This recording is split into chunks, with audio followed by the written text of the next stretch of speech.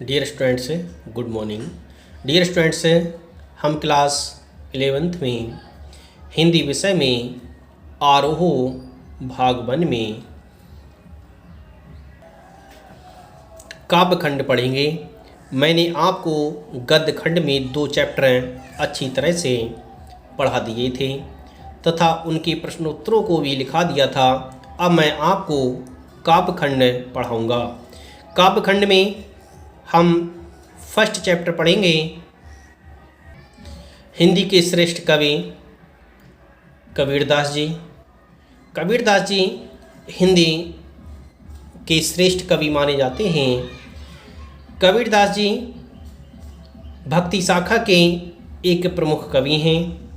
भक्ति शाखा में निर्गुण शाखा के ज्ञानाश्रयी शाखा के प्रमुख कवि माने जाते हैं। कबीरदास जी ने इस संसार में ज्ञान को फैलाने का प्रयास किया था। उन्होंने जाति पात को दूर करके एक समाज के अच्छे निर्माण के लिए लोगों को समझाया था। कबीरदास जी द्वारा लिखित चैप्टर का नाम है पद। कबीरदास जी ने पदों के लिए बहुत ही सुंदरता के साथ वर्णन किया है।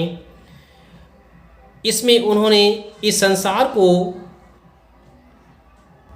एक ऐसे मार्ग पर ले जाने का प्रयास किया है जिसमें केवल एक सामाजिकता है, जिसमें एक दूसरे के साथ प्रेम है, जिसमें विभिन्न प्रकार के बाह्य आडंबरों का खंडन है।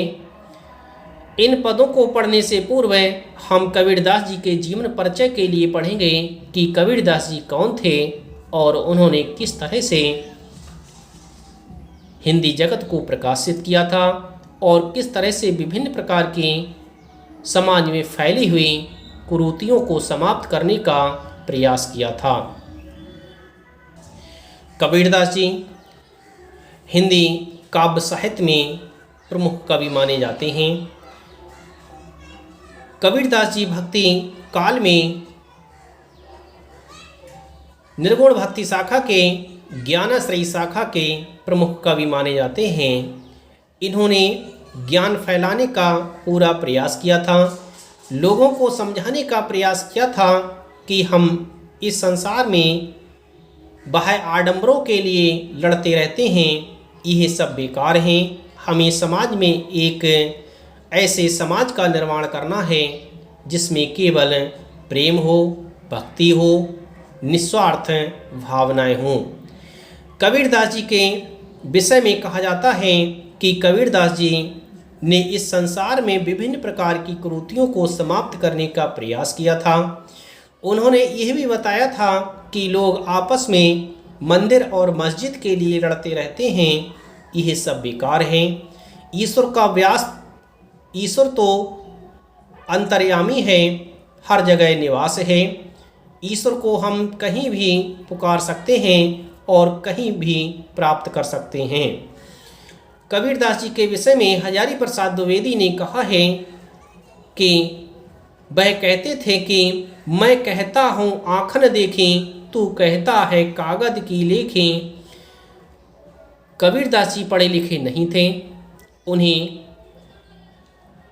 पढ़ने का कोई भी ज्ञान नहीं था, लेकिन फिर भी उन्होंने अपने साखियों में बहुत ही सुंदरता का वर्णन किया है। कबीरदास जी का जन्म सन 1398 ईस्वी में वाराणसी के आसपास लहर तारा नामक स्थान पर हुआ था। कबीरदास जी की प्रमुख रचनाएं बीजक हैं। बीजक के 3 भाग हुए हैं, साखी, सवद और रामायणी। इस तरह से बीजक के 3 भाग किए गए हैं, साखी, सवद और रामायणी। कबीरदास जी की मृत्यु सन 1518 ईस्वी में बस्ती के निकट मगहर में हुई थी। मगहर में मृत्यु होने का भी एक कारण माना जाता है, क्योंकि लोग कहते हैं कि जो व्यक्ति वाराणसी में मरता है उसके लिए स्वर्ग मिलता है, इसीलिए इस कहावत को असत्य सिद्ध करने के लिए कबीरदास जी अपने अंतिम समय में काशी से मगहर चले गए और वहीं पर 1518 ईस्वी में उनकी मृत्यु हो गई। कबीरदास जी भक्ति काल की निर्गुण धारा ज्ञानाश्रय के प्रतिनिधि कवि माने जाते हैं। वे अपनी बात को साफ एवं दो टूक शब्दों में प्रभावी ढंग से कह देने के हिमायती रखते हैं। बन पड़े तो सीधे सीधे नहीं तो दरेरा देकर। इसीलिए कबीर को हजारी प्रसाद द्विवेदी ने वाणी का डिक्टेटर कहा है। वाणी का डिक्टेटर कहकर संबोधित करने वाले कवि हैं हजारी प्रसाद द्विवेदी। हजारी प्रसाद द्विवेदी ने इन्हें वाणी का डिक्टेटर कहकर के संबोधित किया है।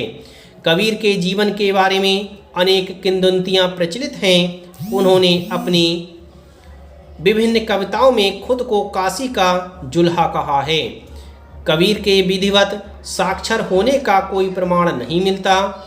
उनके विषय में लिखा भी है, मसी कागद छुओ नहीं कलम गही नहीं हाथ, अर्थात मैंने कागज को छुआ नहीं और ना ही मेरे हाथ में कलम गई।